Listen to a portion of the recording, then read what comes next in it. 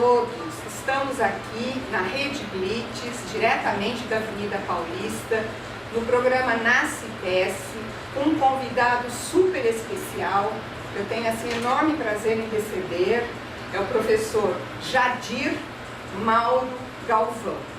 O professor Jadir tem assim uma experiência muito grande, tanto em empresas como na educação.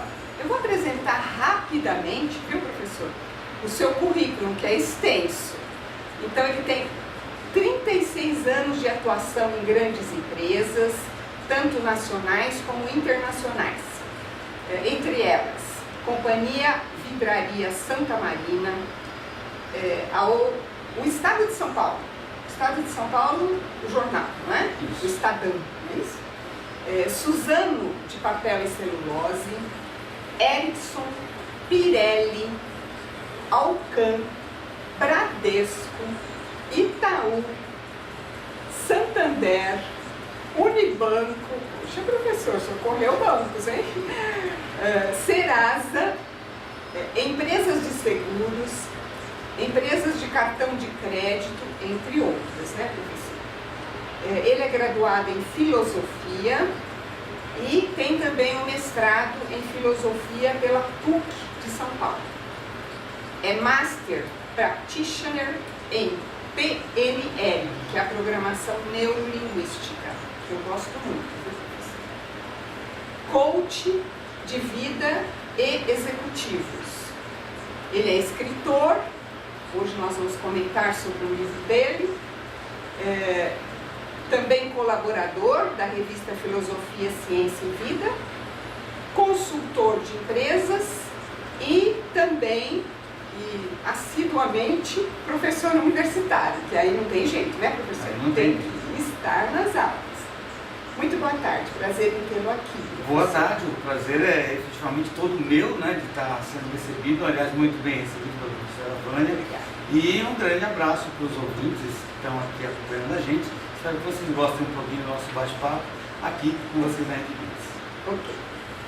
Podemos começar? Eu vou fazer umas questõezinhas e se tiver alguma dúvida eu pergunto em meio a elas, tá Claro, bem? claro, Então sinta-se à vontade para responder. Tudo bem aí com a nossa técnica? Hoje nós temos apoio, estamos gravando, vai ser um dinamismo hoje aqui. A primeira pergunta que pode aparecer é assim: por que motivo um empresário ou gestor deveria contratar um filósofo para atuar em sua empresa, já que a proposta do seu livro é a filosofia nas empresas?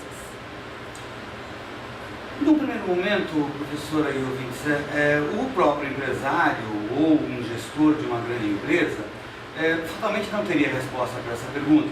Se tanto ele a formularia de um tal modo do tipo, em que um filósofo lhe seria útil, mas nesse exato momento ele estaria incorrendo num pequeno erro que poderia ser corrigido pela própria filosofia, que ao perguntar como um filósofo poderia ser útil, ele estaria professando uma pequena corrente da filosofia chamada utilitarismo.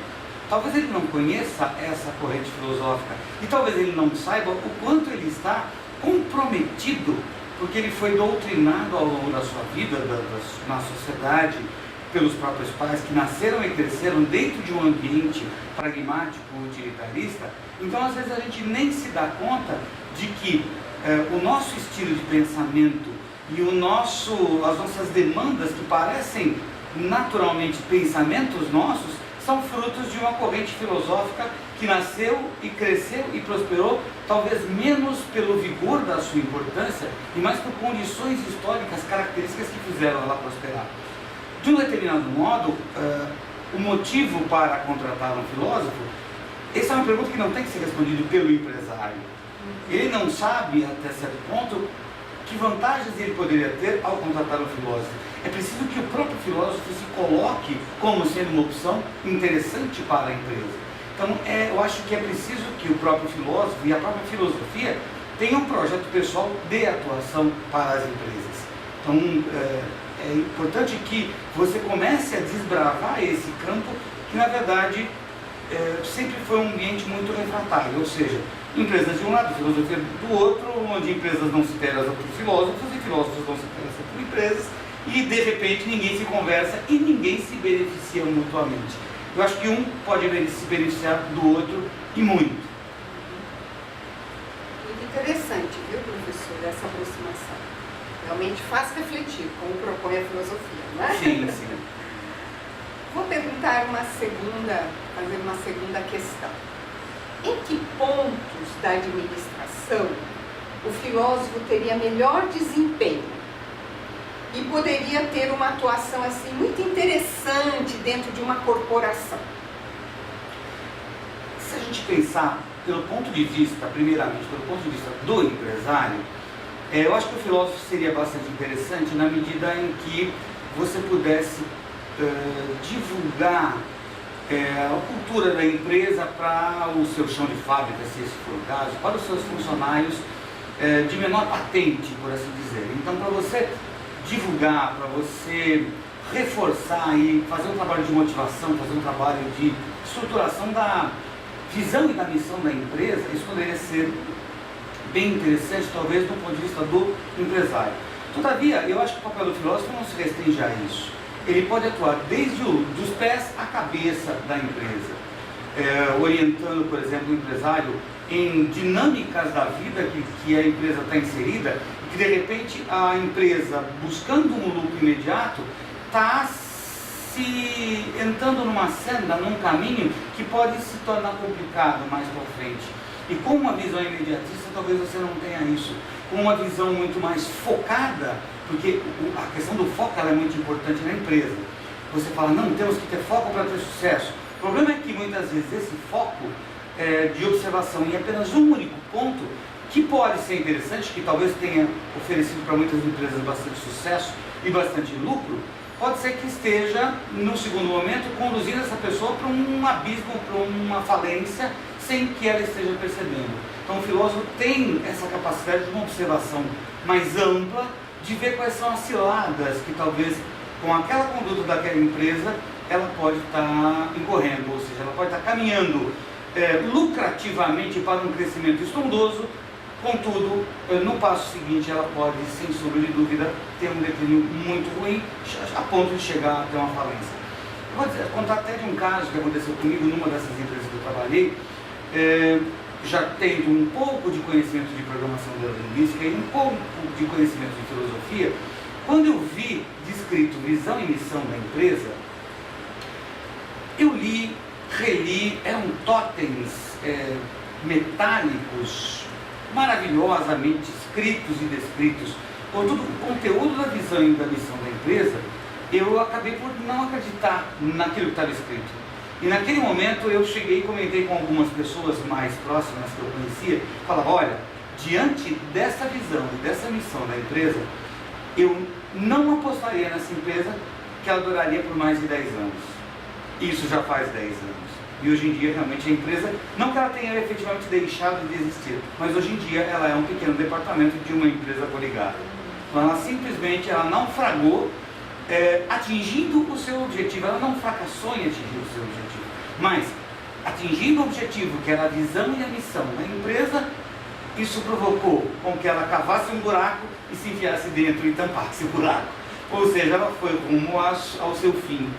Se tivesse alguém com visão que pudesse orientar essas pessoas, isso certamente não teria acontecido. E não teria ceifado, por assim dizer, uma porção de vagas de trabalho de muitas pessoas. Centenas de pessoas, se não de algumas milhares de pessoas de um modo indireto. Eu acho que essa visão holística que o filósofo é capaz de estar enxergando prós e contras sobre vários aspectos, eu acho que é muito importante para atuar desde do topo da camada de decisão de grandes gerências e grandes diretorias, dos rumos da empresa, até a parte mais baixa da empresa, na questão da cultura da empresa, do ambiente organizacional também. Seria quase que uma visão, né, um lente muito crítica. Sim. E que dá amplitude. Sim, sim. Interessante. E consegue perceber determinadas ciladas, que por assim dizer, a gente por estar pensando de um modo prático, de um modo pragmático, talvez não tenha essa visão de longo alcance ou essa visão de amplitude capaz de perceber esses naufrágios, né? Que grandes empresas existem, né? Ou seja, de quando pequeno você tinha Mapping, Sears, você tinha grandes empresas, grandes impérios que hoje não existem mais. Talvez poderiam continuar existindo se tivessem algum apoio, algum suporte de alguma visão de maior amplitude. Vamos a um intervalinho musical para dar uma repousada e refletir sobre o que já foi colocado aqui. Então nós temos aí uma parada, uma música e já retornaremos. Não saia daí, que tem novidades, tem até um sorteio aqui proposto. Até mais!